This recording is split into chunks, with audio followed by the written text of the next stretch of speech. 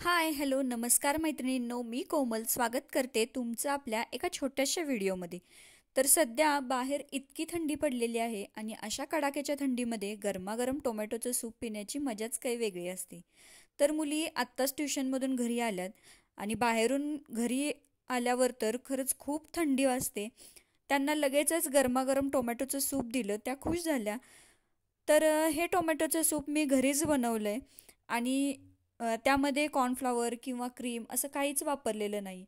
घरच्याच साहित्यामध्ये ते पण अतिशय टेस्टी आणि हेल्दी असं टोमॅटोचं सूप कसं बनवायचं, चला तर मग बघूया. इथं मी 5 मध्यम आकाराचे टोमॅटो घेतलेत. लालबुंद असे बघून टोमॅटो घ्यायचे. ते स्वच्छ धुवून घेतलेत आणि एका टोमॅटोचे 4 भाग होतील असं कट करून घेतलं आहे आणि ते एका छोट्या कुकरमध्ये घातलेलं आहे.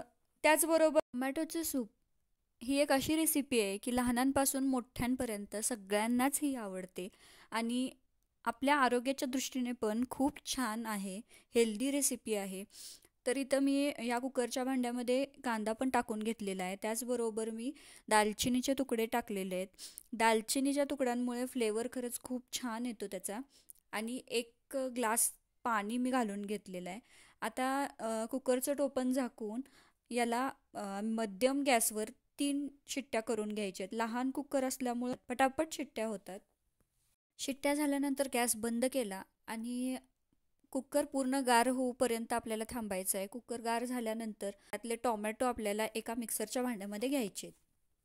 ह्यातले पदार्थ मी झाऱ्याच्या मदतीने काढून घेते, जेणेकरून जास्त पाणी यामध्ये राहणार नाही. कारण मिक्सरमध्ये जर तुम्ही जास्त पाणी घालून जर वाटलं तर व्यवस्थित बारीक पेस्ट होणार नाही. असंच तुम्ही मिक्सरला एकदा दोनदा फिरवा आणि त्यानंतर थोडं थोडं लागल तसं पाणी घालून परत फिरवू शकता, म्हणजे तुमची व्यवस्थित बारीक पेस्ट तयार होईल. आता हे सगळं मिश्रण बारीक करून घेतलेलं आहे. हे बघा, हे अशा पद्धतीनं बारीक करून घेतलं आहे. इथं मी चमच्यानं तुम्हाला दाखवते, सगळं एकदम व्यवस्थित बारीक झाले. हेच जर तुम्ही पाणी घालून केलं तर इतकं बारीक व्यवस्थित होत नाही. आता हे आपल्याला गाळून घ्यायचं आहे. इथं मी एक पातेलं घेतलं आहे, त्याच्यावर पुरणाची जी जाळी असते ना ती ठेवून घेतल्या आणि त्यामध्ये प्युरी घालून हे आपल्याला गाळून घ्यायचं आहे, म्हणजे आपलं व्यवस्थित आणि पटकन गाळलं जाईल. हे व्यवस्थित गाळून घ्यायचं आहे. गाळत असताना थोडं थोडंसं पाणी तुम्ही ॲड करा, म्हणजे ते पटकन व्यवस्थित गाळलं जातं. गाळायचं ह्याच्यासाठी, गाळल्यामुळं आपल्या सूपचं टेक्स्चर एकदम स्मूथ होतं आणि ते दिसायला पण छान दिसतं आणि आपल्याला प्यायलासुद्धा छान लागतं. तर इथं थोडं थोडं पाणी ॲड करून मी हे सगळं गाळून घेते. या पद्धतीनं आपल्याला हे सगळं छान असं गाळून घ्यायचं आहे. आता हे गाळून झाल्यावर मी हे बाजूला ठेवलं आणि याला आपल्याला आता फोडणी द्यायची आहे. इथं एक पातेलं घेतलंय मी. हे आपल्याला बारीक गॅसवर ठेवायचं आहे. बारीक ते मीडियम गॅसवर तुम्ही ठेवू शकताय, कारण याला आपल्याला तुपाची फोडणी द्यायची आहे. तुम्ही जर मोठा गॅस केला तर तूप जळू शकतं, त्यामुळं मीडियम किंवा बारीक गॅस करायचा.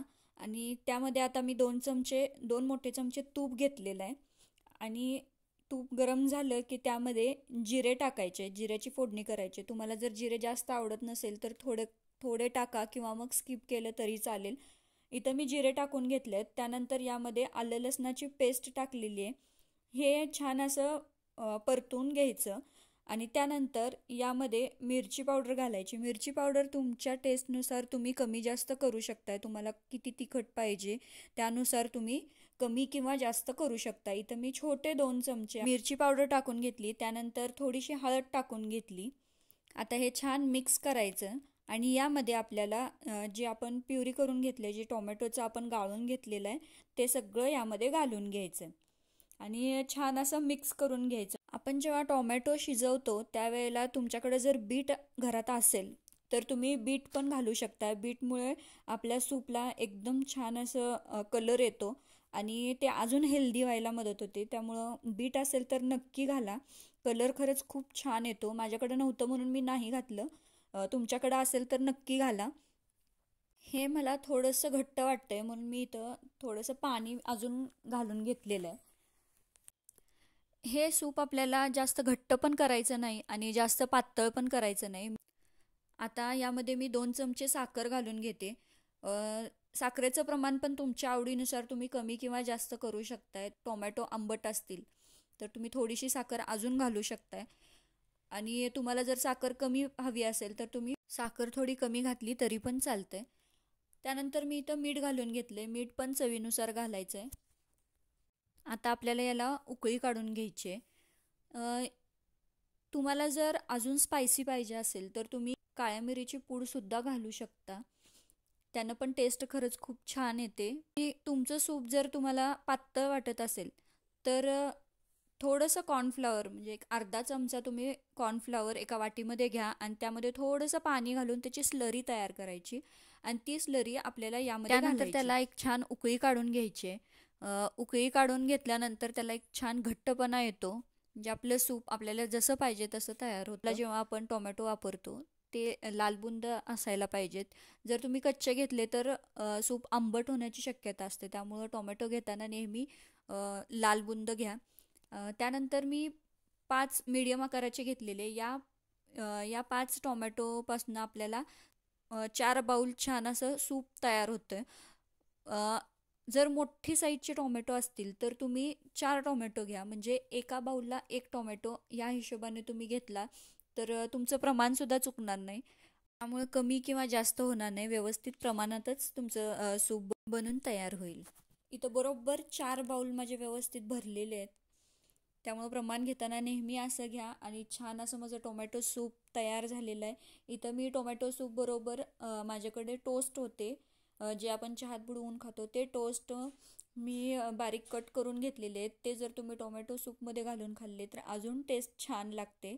तुमच्याकडे जर टोस्ट नसतील तर ब्रेड कट करून ते तुपात जरा परतून ते तुम्ही टोमॅटो सूप बरोबर घेऊ शकता. त्यामुळं टेस्ट अजून छान लागते.